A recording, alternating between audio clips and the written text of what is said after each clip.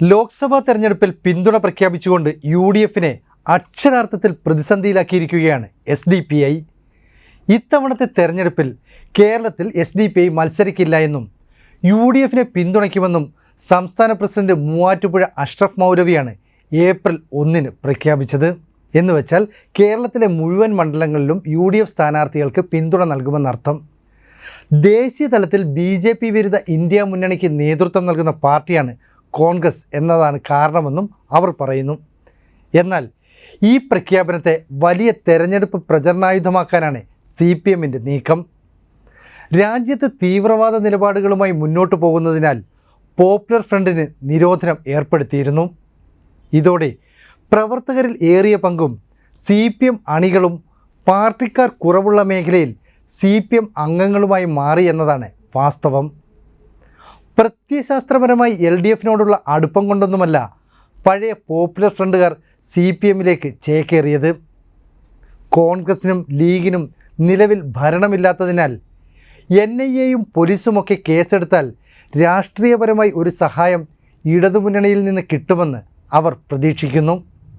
അതുകൊണ്ട് തന്നെ ഇടതുമുന്നണിയുടെ അറിവോടും സമ്മതത്തോടും കൂടിയാവും SDPI നിലവിൽ UDFന് പിന്തുണ പ്രഖ്യാപിച്ചതെന്ന് ഉറപ്പാണ്. കഴിഞ്ഞ ലോക്സഭാ തെരഞ്ഞെടുപ്പിൽ കേരളത്തിലെ 9 മണ്ഡലങ്ങളിൽ മത്സരിച്ച പാർട്ടി ഇത്തവണ മത്സരിക്കാത്തതിൻ്റെ ഒരു പ്രധാന കാരണം ഫണ്ടിൻ്റെ അപര്യാപ്തത തന്നെയാണ്. അതായത് പോപ്പുലർ ഫ്രണ്ട് നിരോധിക്കപ്പെട്ടതോടെ SDPIക്കുള്ള സാമ്പത്തിക സഹായവും ഏതാണ്ട് പൂർണ്ണമായി നിലച്ചു.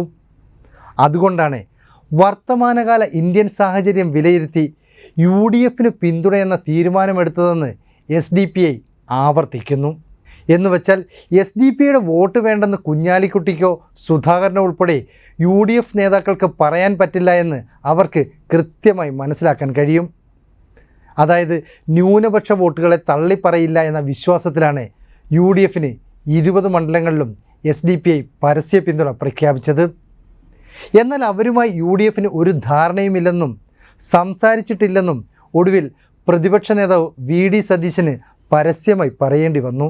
തീവ്രവാദ സ്വഭാവമുള്ള ഒരു സംഘടനയുമായും UDF ചർച്ച നടത്തിയിട്ടില്ലെന്നും പല കക്ഷികളും UDFന് പിന്തുണ പ്രഖ്യാപിച്ചിട്ടുണ്ടെന്നും ഇഷ്ടമുള്ളവർ വോട്ട് ചെയ്യുമെന്നുമാണ് സതീശൻ പറയുന്നത്. അതായത് UDFന് നിലവിൽ 15 സീറ്റുകൾ വരെ ജയിക്കാനുള്ള സാഹചര്യം ഇപ്പോൾ കേരളത്തിലുണ്ട്. ലോക്സഭാ തെരഞ്ഞെടുപ്പായതിനാൽ BJPയെ പ്രതിരോധിക്കാൻ UDFനെ സാധിക്കൂ എന്നും ജനങ്ങൾ ചിന്തിക്കുന്നു. കൂടാതെ ഇടതു ഭരണത്തിനെതിരായ ഒരു വികാരവും നിലനിൽക്കുമ്പോഴാണ് അങ്ങോട്ട് ചെന്ന് പിന്തുണ നൽകുമെന്ന് ഇപ്പോൾ SDPI പറയുന്നത്. തെരഞ്ഞെടുപ്പുകളിൽ സ്വന്തം നിലപാടുകളും സ്ഥാനാർത്ഥികളുമായി രംഗത്തിറങ്ങിയിരുന്ന SDPI ഇത്തവണ UDFന് പരസ്യ പിന്തുണ പ്രഖ്യാപിച്ചത് ഇടത് സ്ഥാനാർത്ഥികളെ സഹായിക്കാനാകും എന്ന കാര്യത്തിൽ വലിയ സംശയമൊന്നും വേണ്ട.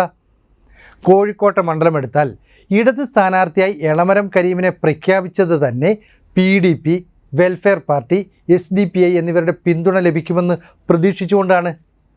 തെരഞ്ഞെടുപ്പുകളിൽ സഖാവ് എളമരം കരീമെന്ന് പറഞ്ഞ് പ്രചരണം നടത്തിയിരുന്നയാൾ ഇപ്പോൾ കരീമിക്കായി വോട്ട് തേടുന്നതും പഴയ പോപ്പുലർ ഫ്രണ്ട് പ്രവർത്തകർക്കൊപ്പമാണെന്ന് ആരോപണമുണ്ട്. ആലപ്പുഴയിലെ ഇടത് സ്ഥാനാർത്ഥി AM ആരിഫും ജില്ലയിൽ വർഗീയ സംഘടനവും സംഘർഷവുമൊക്കെ ഉണ്ടായപ്പോൾ പിന്തുണച്ചത് SDPI ആയിരുന്നു. ഇത് സംബന്ധിച്ച് നിരവധി ആരോപണങ്ങളും ഉയർന്നതാണ്.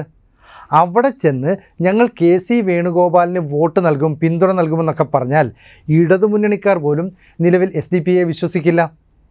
അങ്ങനെ തിരുവിതാംകൂറിലും ക്രൈസ്തവർ കൂടുതലുള്ള മണ്ഡലങ്ങളിലും തീവ്രവാദ സ്വഭാവമുള്ള മുസ്ലിങ്ങളോട് വലിയ വിരോധം നിലനിൽക്കുന്നുണ്ട്.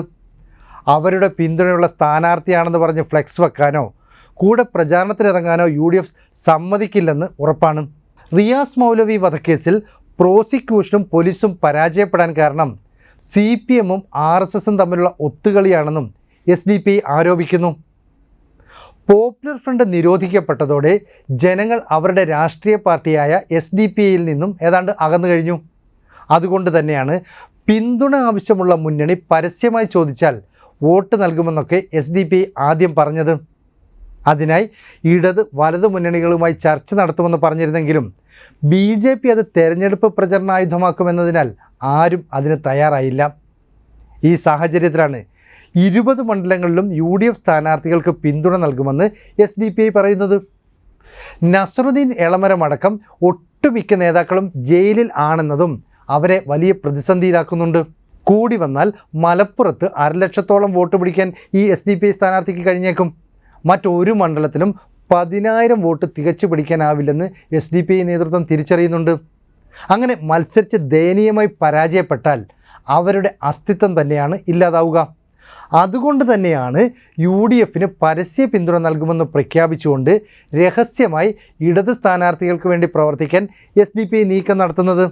എന്നുവെച്ചാൽ വരും ദിവസങ്ങളിൽ CPM സംസ്ഥാന സെക്രട്ടറി, അതുപോലെ തന്നെ മുഖ്യമന്ത്രി പിണറായി വിജയൻ, CPMൻ്റെ മുതിർന്ന നേതാക്കൾ ഇവരെല്ലാം തന്നെ UDFനെതിരെ ശക്തമായ പ്രചരണം നടത്തും. എന്താണ്?